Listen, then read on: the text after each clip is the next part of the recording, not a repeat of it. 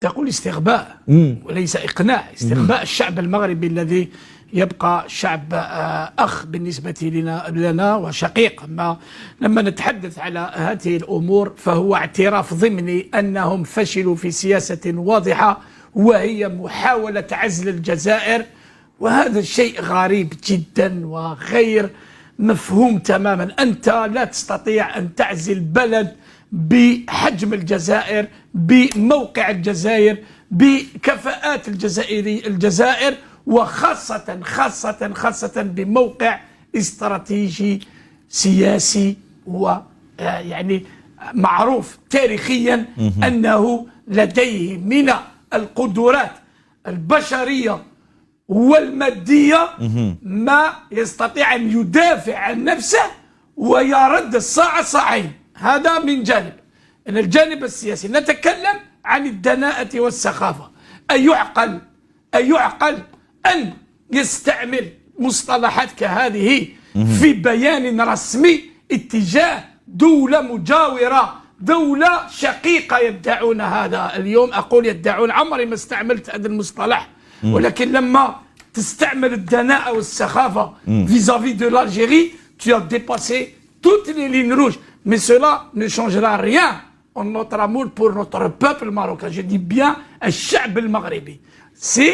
ces gens-là، هاد الناس هادوما اللي يسميهم خونا الزين، من الناس اللي يحبوا يشوشوا على الجزائر، ما تقدروش والله لن تزيدوا لنا إلا لحمة وتضامن. خاف تقولها. جربوا المخزن غير المخزن. وعلاش نخاف؟ ما نخاف ما تقولش لي سماه. وعلاش نخاف يا أستاذ والله لا، والله صدقني أنا لست بارع في السياسة، ولكن أقحموني أو أرغموني أن أتابع هذه السفاهة الدناءة. يلا نغلق الموضوع هذا.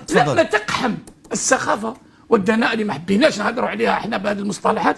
هي لما تقحم شباب يا حكيم في سياسة فاشلة وعدوانية اتجاه شعب.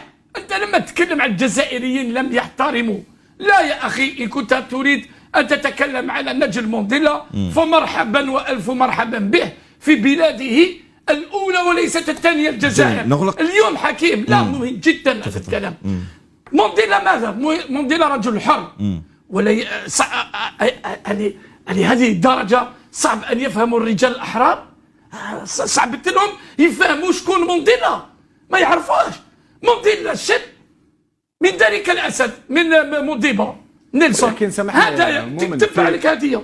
هل صعب عليهم يفهموا ديسكور خطاب رجل حر؟ يا أخي الرجل الحر يريد الحرية لفلسطين ويريد تحرير كل الشعوب المقهورة. في كلمة ما نقول مليحة لنا، لأن فرصة، لأن اليوم هذا يعني الهجوم ضد حفيد نيلسون مونديلا أو هجوم ضد إن كان ذلك، سامحني، إن كان ذلك وعلى البيان راوي أو هجوم ضد جنوب إفريقيا وموتسيبي من جنوب إفريقيا.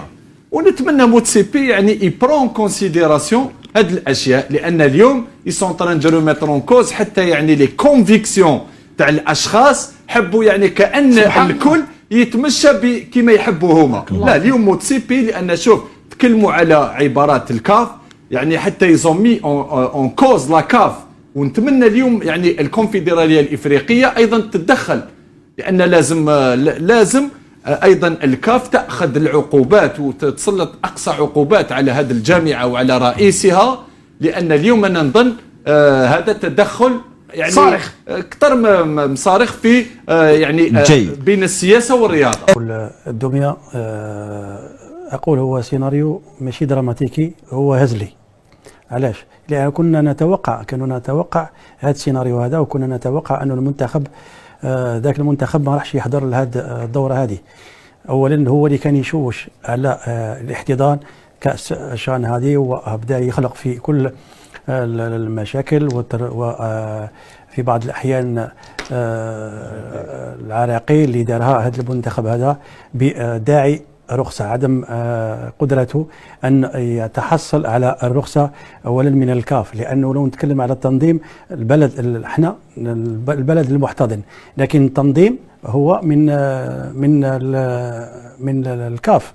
لأنه لو نتكلم لك على الطلب عملته الجامعه الى الكاف. لكن في بعض الاحيان نبدا نتساءل، نقول لماذا هذا المنتخب هذا ما طلبش الترخيص في العاب البحر الابيض المتوسط؟ لماذا هذا الناس هذا والدميه ما دارش الترخيص في الالعاب العربيه لاقل من 17 سنه؟ لماذا اليوم لماذا برويطه ما دارش الترخيص؟